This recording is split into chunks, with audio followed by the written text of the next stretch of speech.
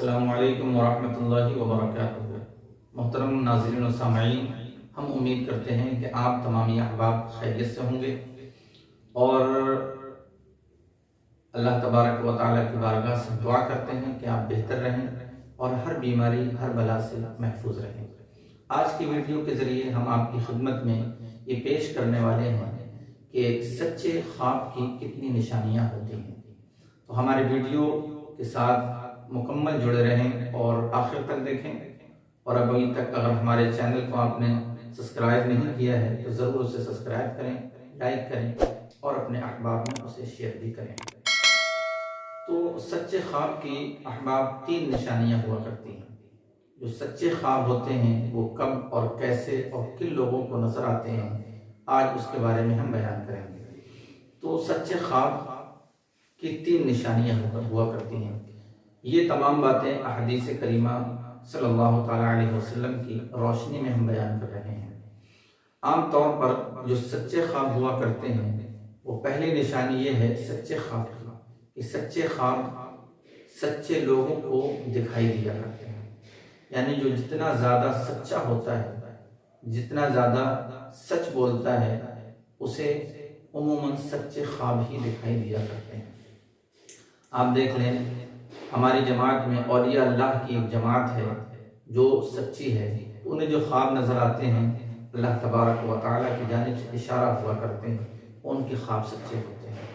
روئے زمین پر اللہ نے جو سب سے سچی جماعت بنائی ہے وہ انبیاء کرام کی جماعت ہے۔ اسی وجہ سے انبیاء کرام کے خواب کبھی بھی جھوٹے نہیں ہوتے، وہ ہمیشہ اللہ تبارک و تعالیٰ کی جانب سے ہوا کرتے ہیں۔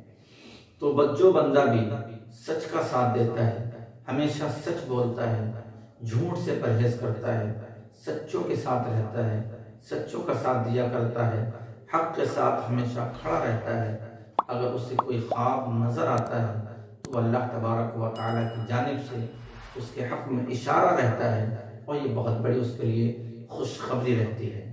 تو پہلی نشانی یہ ہے کہ جو بندے اللہ کے سچے ہوتے ہیں انہیں سچے خواب نظر آیا کرتے ہیں۔ دوسری سچے خواب کی نشانی یہ ہے کہ صبح صادق کے وقت جو خواب نظر آتا ہے وہ عموماً سچا ہی ہوا کرتا ہے۔